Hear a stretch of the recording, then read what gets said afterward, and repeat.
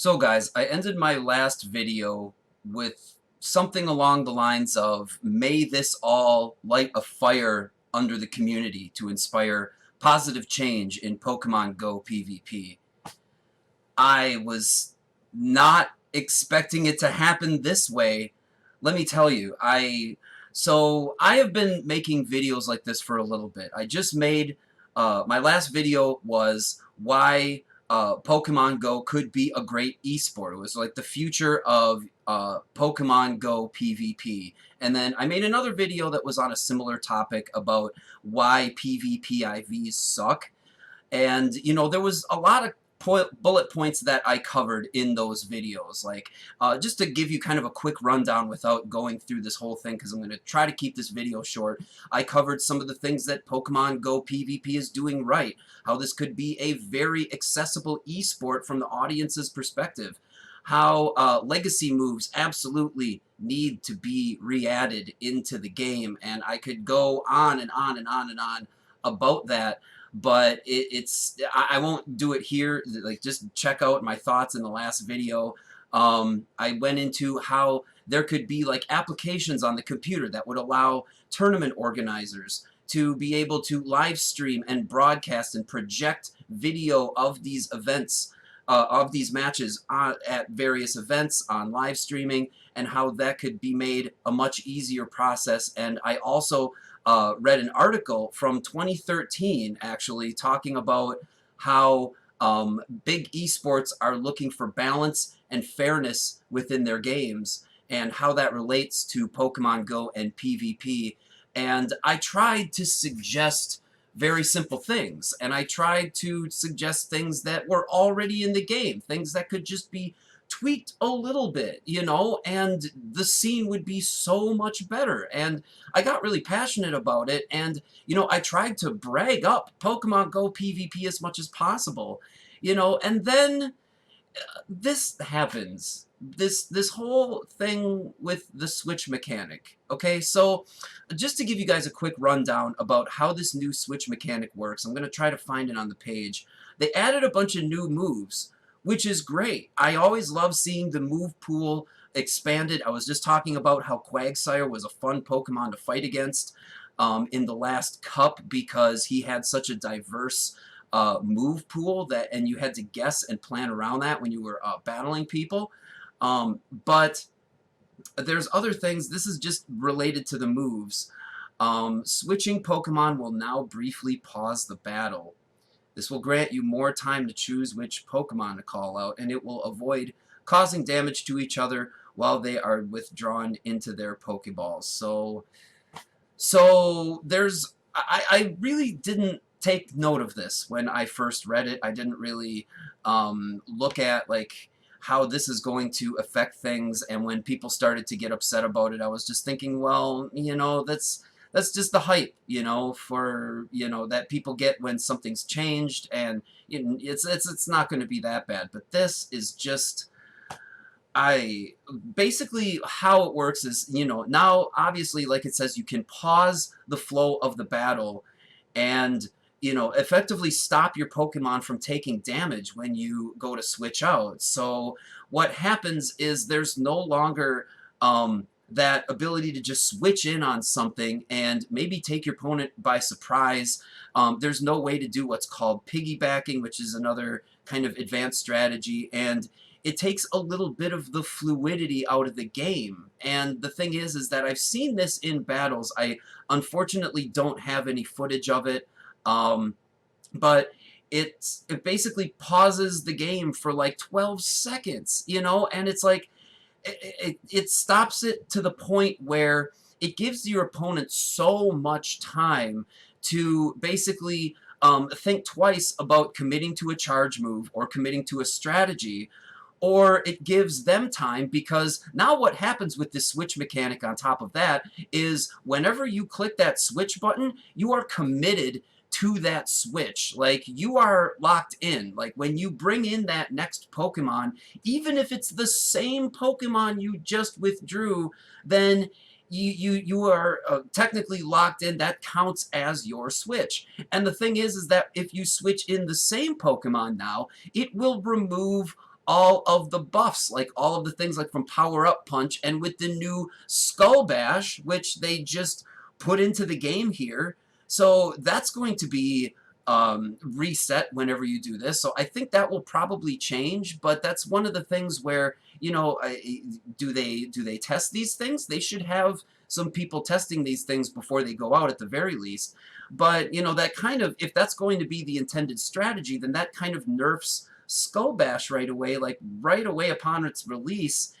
And it just makes it, like, in my last video, I was comparing Pokemon Go PvP kind of unfairly to Texas Hold'em Poker.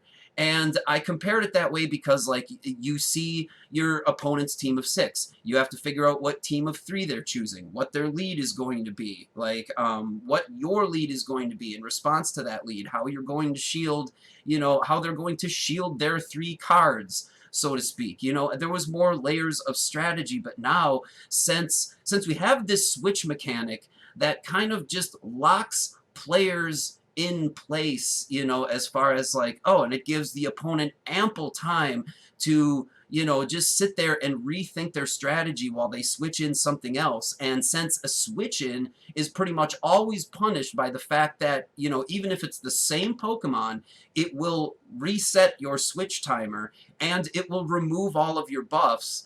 You know, it's basically becoming a thing where, like, one person plays a card and then the other person plays a card and they play a card that beats yours, and well, their card's on the table now, and then they play a card that beats theirs. It's kind of gone from a game of Texas Hold'em Poker to a game of war. I hope this is the right image.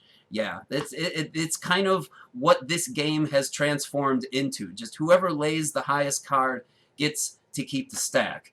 And what I'd like to do is I just kind of like to talk about this real quick in relation to my last video, because the hot topic, at least for me, the hot button topic is legacy moves and how that could affect so many things within the tournament scene. Please just watch it. I ranted for about 45 minutes. I don't want to rant about it more here, but I'd like to talk about legacy moves in relation to the new switch mechanic. And basically what that means is that now Pokemon with legacy moves are going to be even stronger than they've ever been before, if you think about this, because, like, now with all the extra time that people have to think about it and switch in on other people, then, you know, you're going to have Pokemon like, let's say a good example is Stone Edge Blaziken. Let's bring this up here. Yeah, Stone Edge Blaziken. And it's just the most relevant image I had, so roll with me here. But if he has that Stone Edge, he's going to be a whole lot more effective in certain matchups than without it. Like, for example, like, he's already going to do damage to a lot of the bug types, grass types, ice types, and all of that. You know, with counter, he's going to have various other advantages against rock and everything. But with the Stone Edge, that gives him the advantage against a lot of the other fire types. And, you know, if Charizard isn't rocking any flying type fast moves, if he's not doing like a wing attack or air slash or something, then Blaziken can be a very good counter to that Charizard. And there's a lot of other instances where, like, for example, Confusion Executor is going to be much stronger with its legacy move just overall against a lot of its matchups, you know, with that. So it's going to make that stronger as a card. You know what I mean? It's going to, like, if we were to talk about it in relation to, like, now PvP is more like war instead of Texas Hold'em Poker, you know, then it's kind of like taking the value of that Executor from like a 7 or an 8 all the way up to a Queen. You know what I mean? Or like for Blaziken, he's already a pretty good Pokemon in the meta, but it's like taking his usefulness from a Jack up to a King. You know what I mean? And so now, like, as if PvP continues to expand, and if we're going to do something about all of this, then, you know, legacy moves are just going to get even more of a problem. It's going to get to be a thing where, as they trickle out and as people as people demand them. And by the way, one thing I didn't say is that, you know, PvP players, they might want to go for 3, 4, 5 of these legacy Pokemon just so they can get good PvP IVs. Because now another part of it is that the lead matchup is going to be so much more important than it ever has been before, because now, like, you're going to have people playing it very safe on that lead, and you're going to have a lot more mirror matchups, I think, in this case. Like, think about the Rainbow Cup. How many people would have led with Quagsire if this switch mechanic was around for the Rainbow Cup? Probably a lot, because it's a very safe lead, and it was going to just be a guessing game between grass types, Quagsire, and Charizard, which it kind of was. It kind of is anyway, but I think it would have been even more pronounced if there would have been, like, let's say one particular Pokemon that was dominant in a certain meta. People would be leading with it all the time. And then what's even worse about that is that PvP IVs, which is another topic I've talked about, and a topic a lot of other YouTubers have talked about, the disparity between people with good ones and bad ones is going to get even worse, especially if there's a lot more mirror matchups. You know, it's going to be more of a limiting factor when people are wondering why I can't beat this guy's Pokemon no matter what I do, you know?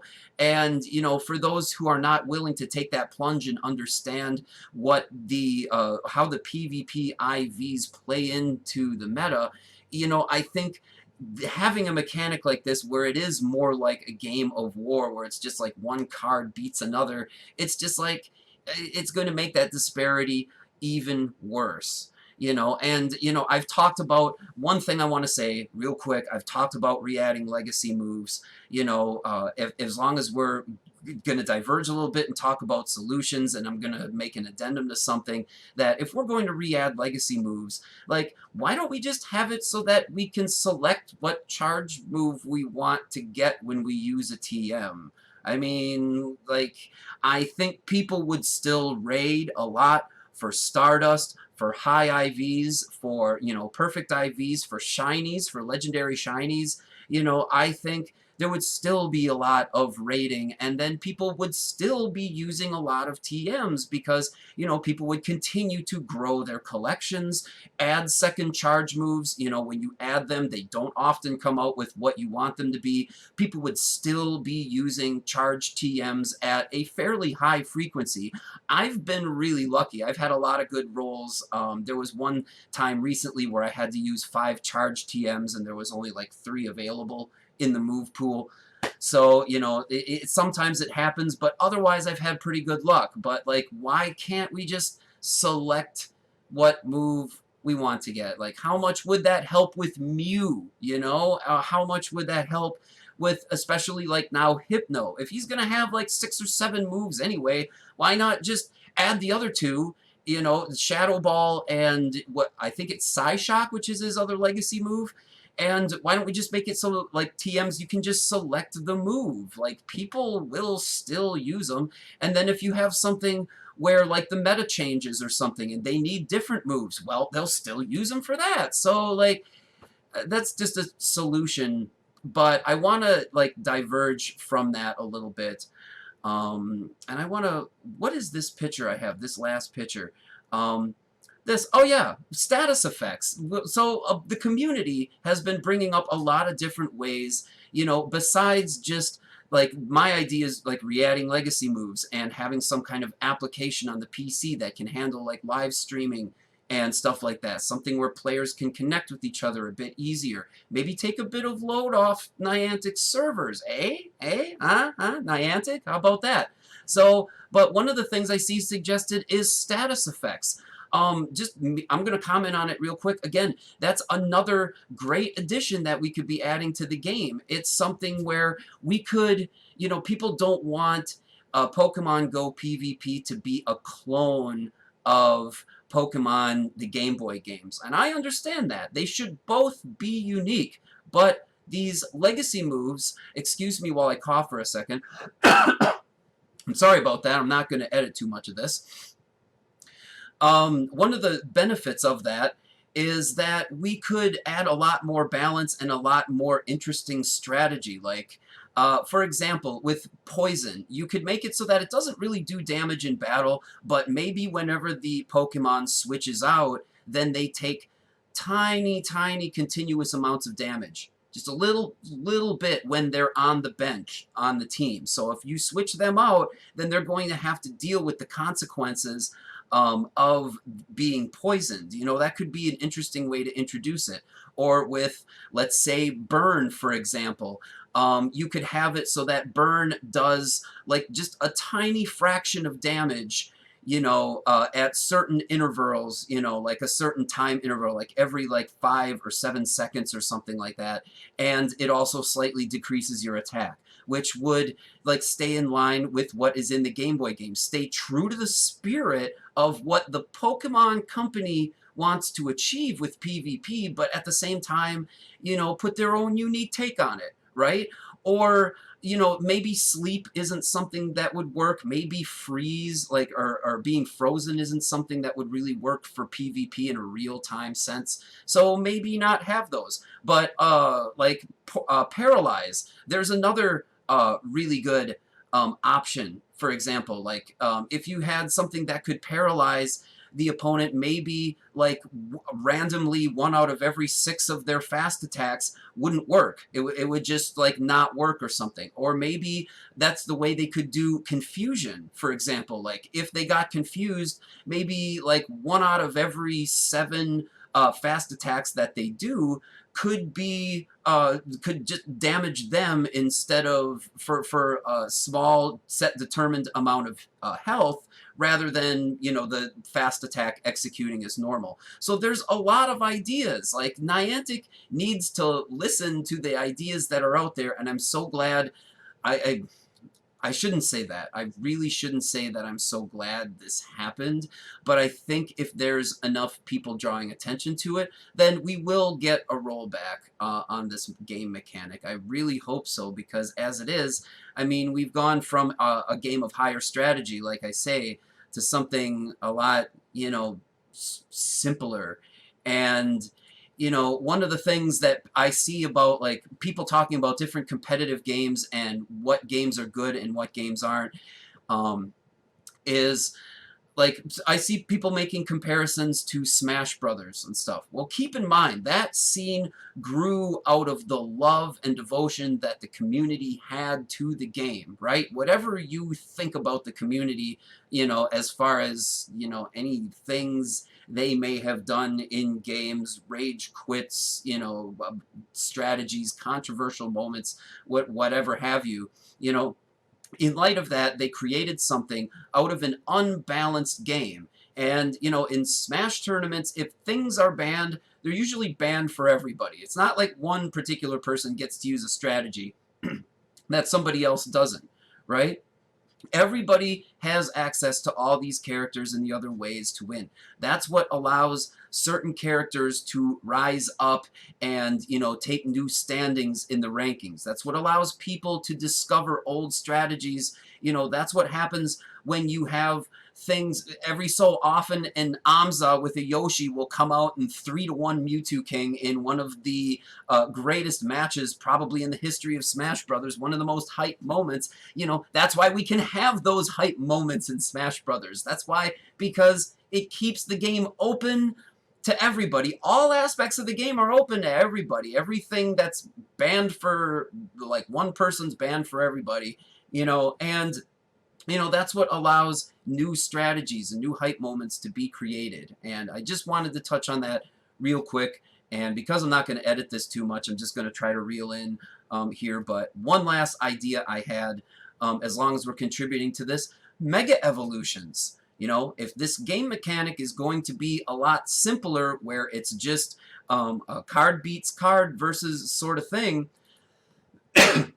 excuse me, then why don't we try to introduce some Mega Evolutions here? Let's add another layer of strategy, something that, you know, maybe you could Mega Evolve instantly in battle or something. And I have all kinds of ideas about this, but, you know, I'm trying to keep this video a little short as it is. You know, imagine like, let's say you could have a strategy of bringing in 3 Pokemon that can all Mega Evolve, and you got to choose which one it is during the battle, so it adds that other layer of strategy in terms of, what you are going to do against your opponent, and then it leaves your opponent like, man, how am I going to defend against this? Like, everything they have could Mega Evolve.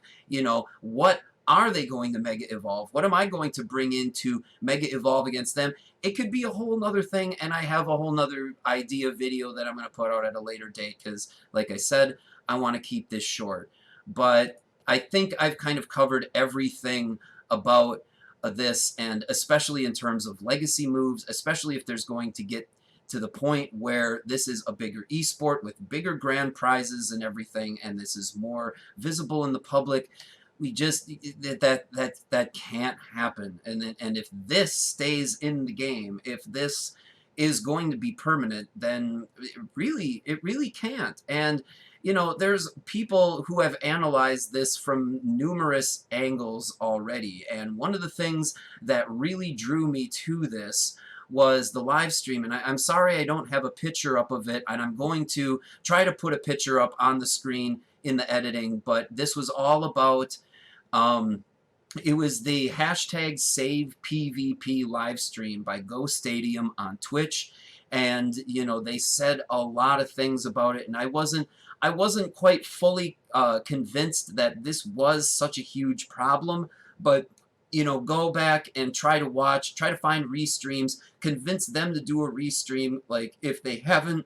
Excuse me, I'm sorry, I'm having a lot of interruptions today, but if they have like any sort of rebroadcast or whatever, find it, watch it, share it, and in general, just keep developing the ideas, like status effects, or mega evolutions, or readjusting, making switch timers shorter. There's been a lot of things that have been suggested by the community, and I'm not trying to I want to get my opinions out there early, mainly because I want them to be able to be seen by people. Like, I uploaded my video yesterday about the future of PvP in Pokemon Go, why it could be one of the best esports ever in terms of public visibility and all that.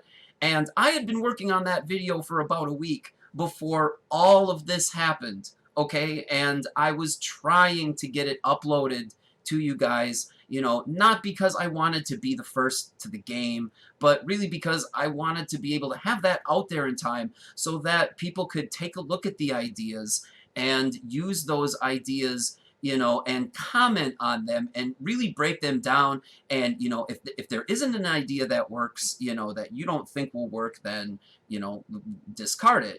That's I've had other videos get outdated before. That's fine with me. Because, like, let's face it, guys. I mean, the last couple videos I spent telling you guys, that you guys needed to get a fire lit underneath you to get some passion to make some change. And, I don't think I even need to convince you guys at all anymore. Do I?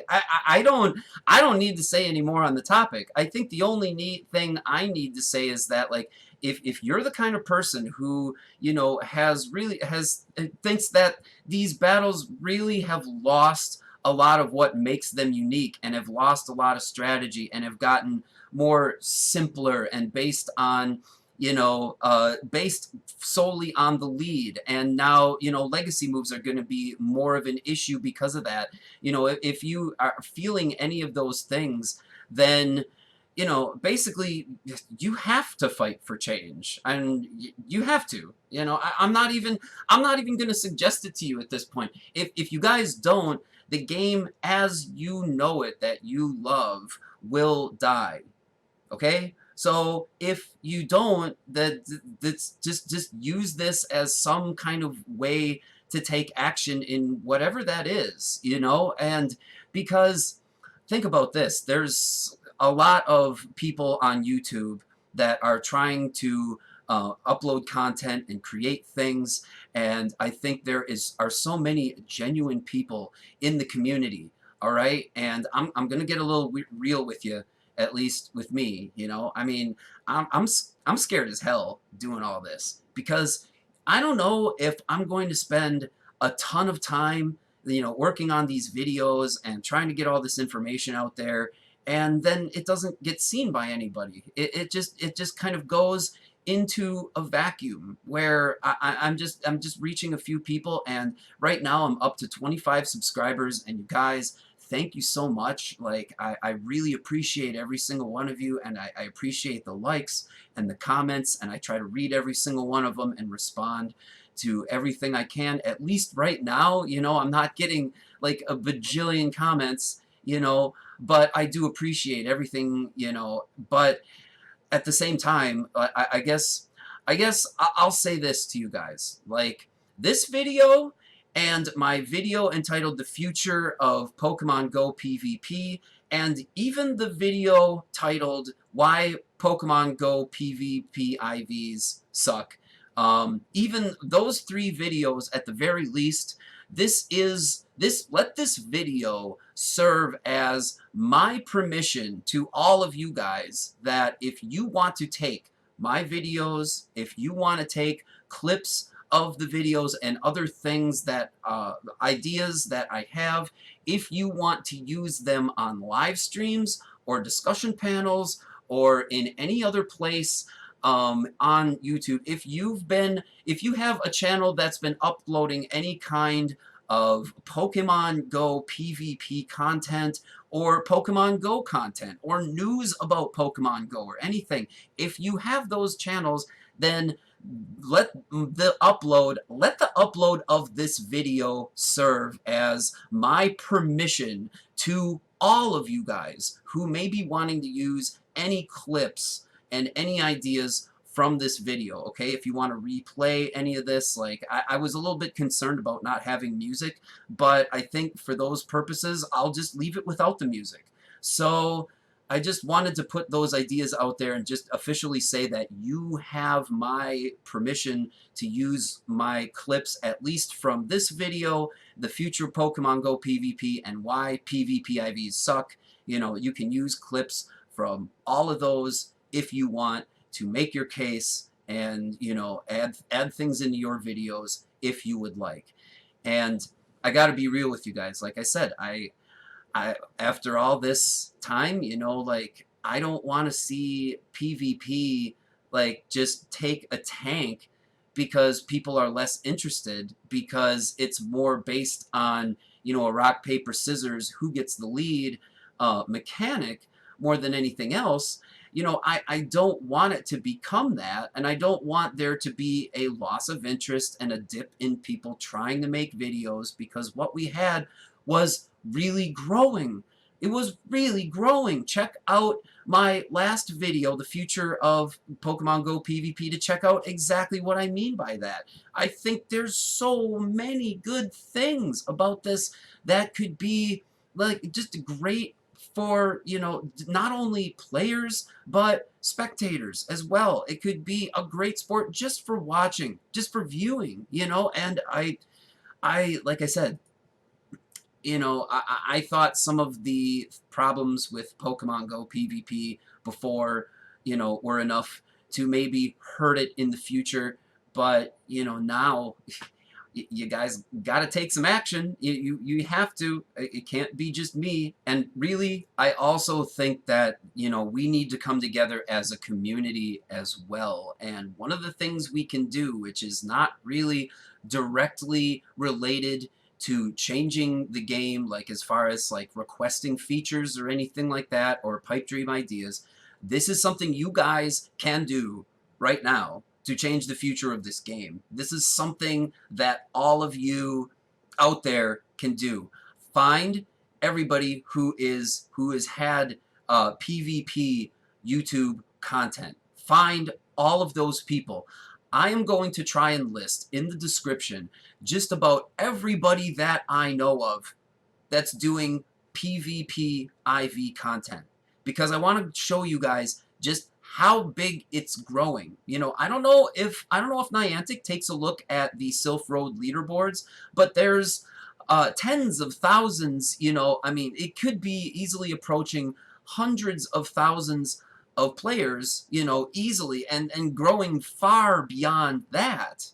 Because as long as I'm being real with you guys at the end here, I just kind of wanted to talk real quick about the YouTube game, so to speak. And, you know, with any big game, with any, you know, thing that's popular, there is more of a tendency for players in general to find a few big YouTube channels and kind of gravitate towards them. You know what I mean? And and I just want to say right off the bat that, like, I love watching every single one of your guys' channels. You know, I think everything that all the bigger YouTubers are doing in the PvP community. Like I don't want to name them because, like, I don't want to exclude anybody. I don't want to forget anybody who's like really important or has made important contributions. But just in general, like, I mean, people who are reaching up in the thousands. You know what I mean? Like, those people have made a tremendous contribution, and I really appreciate it. But, you know, there's a whole community of people that are, you know, also having their takes on Pokemon Go and everything. And everybody has some valuable content. Everybody has a unique take on strategy and Pokemon analysis and move analysis and battles. And you have to consider how big this game is, and the fact that, you know, there's thousands of tournaments that have happened. Technically, when you consider all the tournaments set up in local venues around the globe, and then you consider all of the tournaments that have been set up via Discord and, you know, remotely, there's been thousands of tournaments. It's kind of crazy how competitive the game has been already, you know, and sort of how vastly undocumented it's been when you think about it. I mean, like, when you have views of all these people's screens, you know, I mean, it's kind of hard to really capture everything that's really happened. You know, we're ending up with this huge legacy, you know, if I'm going to make a pun related to my latest videos, you know, but there's not really much of a recording of it. There are a few people,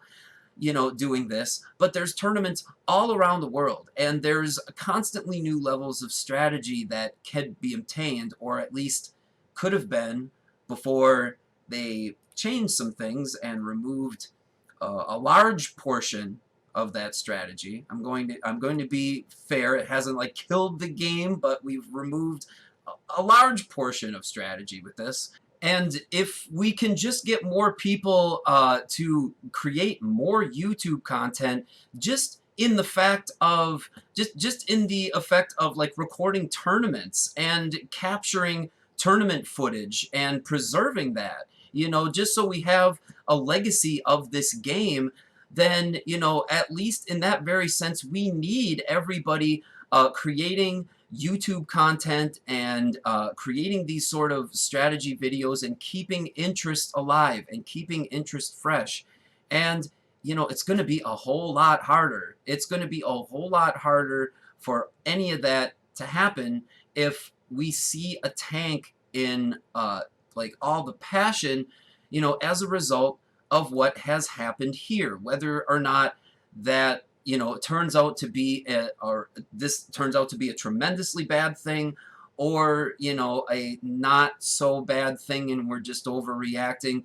But I think with all the analysis that's been done on the whole hashtag save PvP stream and some of the other videos that people have made, that I just think that, you know, people have to keep making content. They have to keep commenting. They have to keep requesting things from Niantic. You know, if this is a big problem, you know, they should let them know about it. Like, I've detailed all kinds of ways that improving the PvP community could make them a lot more money. You know, So I suppose I'll try to cover this aspect real quick because I've been going on all these rants. Okay, I'll just try to get this out there. I've been grinding a whole lot more for Stardust and everything so I can power up my Pokemon for the Great League and get second moves for all my Pokemon because my community around here is so strong that usually we can go in with like 20 people on a raid. So I never really have to power up my Pokemon too much for raids. And I just did a 3-man raid with Deoxys, so I mean, I don't really have much of a problem there. So it's given me more of a reason to gain Stardust and grind and catch more Pokemon and, you know, spend more money on incubators and special raid passes so I can do more raids. So if Niantic is trying to tell us that, like, oh, there's no money in PvP, that is absolutely ridiculous because I'm living proof that it's not. Whew. There. I did that without taking an hour and 45 minutes. So, all right, I think I want to end it there, and I want to let the rest of the community go with it at this point. So just a final reminder that you can use this video and the 2 videos that I mentioned before, the future of PvP and why PvP IVs suck. You can use those as reference in your other videos, live streams, discussions, panels, what have you, etc. So thank you once again for watching this. I don't know how much more I will update you on the situation, but just hashtag save PvP. Take care, everybody. I would say peace, but you know, maybe we might want to cause a fight here. Maybe we might want to raise a little bit of hell. Who knows? You know, maybe we need to cause a ruckus. So instead of my normal ending, I'll just say, take care, everybody, cause a ruckus.